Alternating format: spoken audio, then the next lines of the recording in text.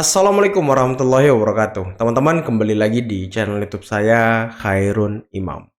Nah, ini ada video yang sangat-sangat menarik untuk kita simak bersama-sama, di mana ada seorang pendeta yang sepertinya memberikan pemahaman penting dan pelajaran berharga bagi Hasto Kristianto yang sudah menjadi tersangka KPK. Ya, sepertinya kalau saya lihat teman-teman ya, pendeta ini sedang mempermalukan Pak Hasto. Dan juga ada video dari Opung Luhut Binsar Panjaitan yang sepertinya menampar wajah para pembenci Pak Jokowi, para pembenci Pak Prabowo, dan orang-orang yang selalu pesimis terhadap pemerintah, teman-teman. Utamanya program-program unggulan dari pemerintahan Pak Prabowo. Nah, dan ini ada video pamungkas di mana OCC ARPI sepertinya balik mempermalukan para pembenci Pak Jokowi akibat ulah mereka sendiri yang membesar-besarkan isu Pak Jokowi masuk nominasi tokoh terkorup di dunia versi OCC ARPI. Sepertinya OCC ARPI tidak ingin bahannya kemarin itu dijadikan alat politik, teman-teman. Makanya OCC ARPI balik mempermalukan para pembenci. Oke, sebelum kita mulai videonya, jangan lupa like, subscribe, dan share. Dan tanpa perlu berlama-lama lagi, mari kita mulai videonya berikut ini. Jadi pikiran Presiden Prabowo untuk bikin makan bergizi itu, kalau ada yang kritik-kritik sebenarnya jangan cepat-cepat kritik, tunggu lihat dulu. Kita ini kadang-kadang sok tahu, padahal waktu dia pejabat, dia juga maling juga. Wow. Jadi kita tunggu aja lihat. Nah sekarang sudah mulai kelihatan, Anda lihat muka anak-anak yang makan itu. Mereka mungkin banyak yang jarang makan ayam, jarang makan telur, sekarang makan. Itu akan terjadi perputaran ekonomi nanti di desa itu, harus beli ayam, beli telur, dan sebagainya. Ini yang disebut Profesor Mubiarto dari UGM, Ekonomi Pancasila. Jadi sebenarnya tanpa kita sadarin kita mulai mengimplementasikan apa itu ekonomi Pancasila. Jadi itu bagus. Jadi bisa nanti mendorong pertumbuhan ekonomi kita juga. Yang kedua, sebenarnya waktu World Bank datang ke kantor saya 3 minggu yang lalu, dia kasih presentasi mengatakan Indonesia salah satu negara yang mengkoleksi pajaknya paling jelek. Kita disamakan sama Nigeria waktu itu. Saya agak tersinggung juga itu. Iya, saya ke Nigeria 2 kali. Tadi malam jalan-jalan dengar video yang lagi viral sekarang tentang ini Pak Pendeta Hasto Kristianto itu yang dalam kasus Harun Masiku. Nah, karena ada tuduhan dari KPK ini ikut di dalam praktek yang tidak benar, sudah dijadikan tersangka. Lalu Hasto bilang dia punya video yang akan membongkar kasus korupsi dari para petinggi. Waduh. Lalu jubirnya mengatakan bahwa ini tindakan membela diri. Saya agak bingung dengan tindakan itu. Bagaimana dia membela diri dari tuduhan kesalahan dengan mengungkapkan kesalahan orang lain? Ya. Seharusnya yang dia buktikan adalah buktikan bahwa dirimu tidak bersalah. Betul. Bukan membuktikan bahwa orang lain bersalah. Karena ketika orang lain bisa dibuktikan bersalah, itu tidak otomatis menjadi kebenarannya. Harusnya dia buktikan, saya tidak bersalah, bukan orang lain bersalah. Nah kalau saya dituduh merampok, saya mau bela diri. Bela dirinya adalah Bapak juga merampok. Itu kita mau dihukum itu. Jadi dengan saya buktikan Bapak merampok, bukan berarti saya bebas. Betul. Nah ini sesuatu kesalahan berpikir. Nah, karena itulah manusia tidak bisa dengan menunjukkan orang lain bersalah, dengan rajin berbuat baik sekalipun, bahkan dengan berhenti berdosa, itu tidak bisa menyelamatkan. Wow. Ini keren juga ya Pak Pendeta ini ya, berani juga beliau ya. Wow. Para pembenci Jokowi harus baca majalah Tempo edisi 12 Januari. Judul laporan utamanya, Akhirnya Mendunia. Dalam subjudulnya, Tempo menerangkan, Tempo ingin mengungkapkan bagaimana Jokowi menjadi finalis pemimpin terkorup 2024. Nah, di dalamnya itu ada wawancara Tempo dengan Drew Sullivan, pendiri Organized Crime and Corruption Reporting Project alias OCC-ARPI. OCC-ARPI ini yang di Indonesia disebut-sebut sebagai organisasi internasional yang menilai Jokowi sebagai salah seorang presiden terkorup di dunia.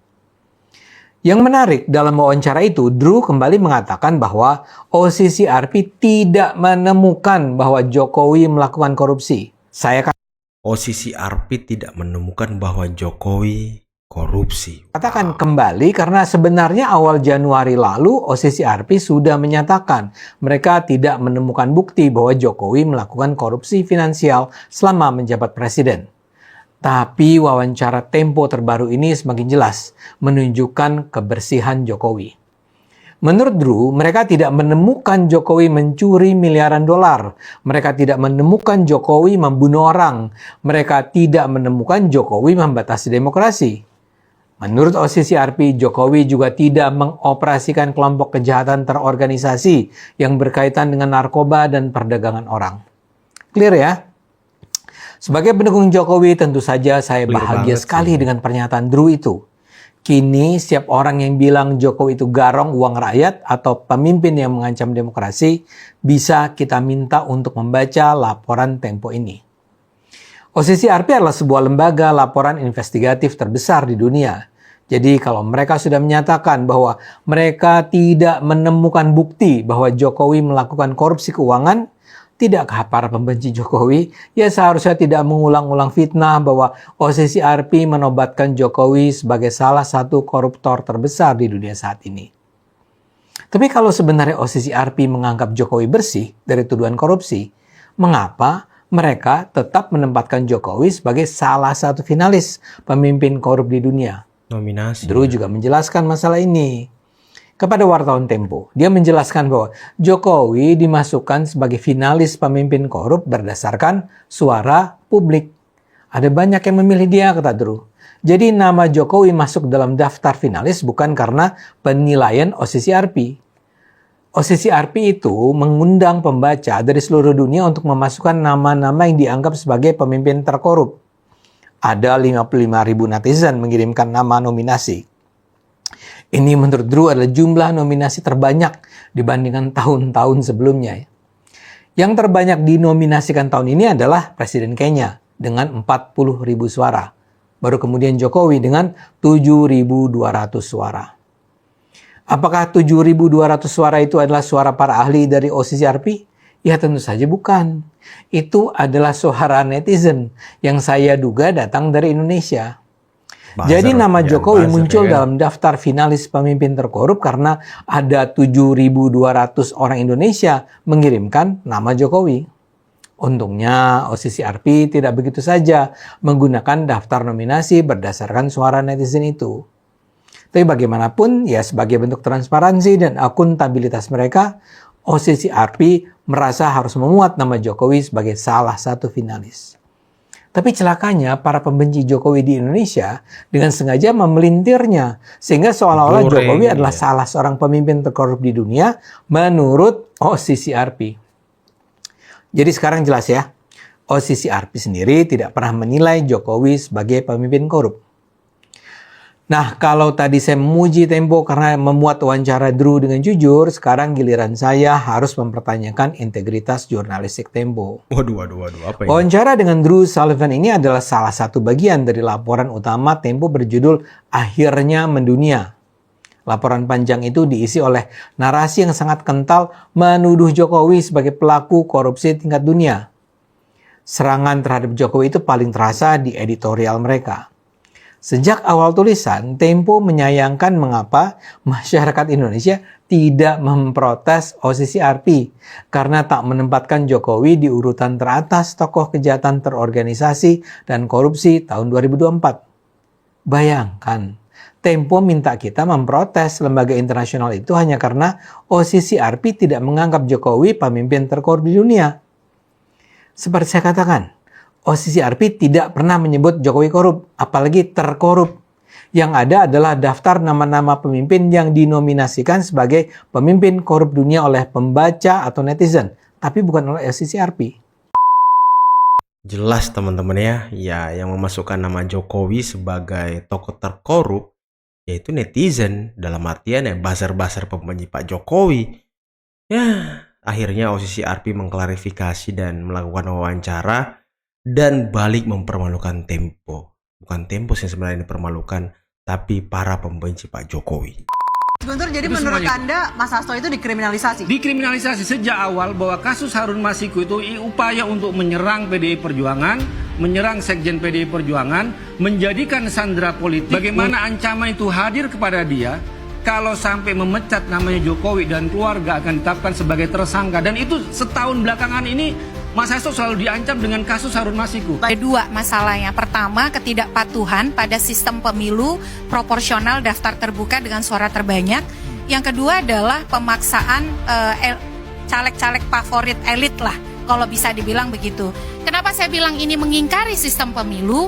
Karena yang diminta adalah agar KPU itu menentukan caleg terpilih adalah bukan Reski Aprilia yang memperoleh suara terbanyak, melainkan Harun Masiku yang memperoleh suara terbanyak nomor 6. Nah, itu kan juga ada hak partai itu sendiri dan itu sudah ditetapkan dalam undang-undang. Kemudian jangan lupa itu juga tidak dilakukan oleh PDI Perjuangan tapi juga oleh Gerindra.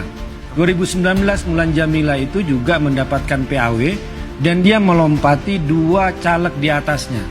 Dan ini tidak ada kasus yang besar seperti Harun Masiku. Jangan lupa Mbak, kasus Jamila itu ada putusan pengadilan PT UN yang Betul, menggugat Jakarta putusan Selatan. DPP. Ada putusan Betul, kan? PN Jakarta Selatan. Jadi, tapi caleg yang di atas si Mulan Jamila itu diberhentikan kami oleh partai. lebih memilih tidak memberhentikan anggota kami secara tidak terhormat hanya karena berebutan suara. Karena kami punya mekanisme penilaian sendiri dalam internal partai. Di PDI Perjuangan tegas, pasti akan melakukan pergeseran pemilihan. Jadi dalam internal mekanisme partai itu ada mekanisme sendiri. Ini Guntur Romli ini ya kan sudah kayak paling tahu PDIP ya kan, padahal ya baru masuk belum setahun ya kan. Nih barisan sakit hati Pak Jokowi juga dia nih. Aduh. Saya menghormati Ibu Megawati, saya sangat menghormati Ibu Megawati, tetapi saya sampaikan saya bukan bonekanya Ibu Megawati. Bukan bonekanya. Rocky Gerung bilang, besok kalau Pak Jokowi itulah lengser, siapa yang mau lihat dia? Siapa yang mengundang dia? Siapa yang mau begini kan gitu. Kita bisa buktikan sampai hari ini gitu ya, ini bukan bebek lumpuh gitu ya.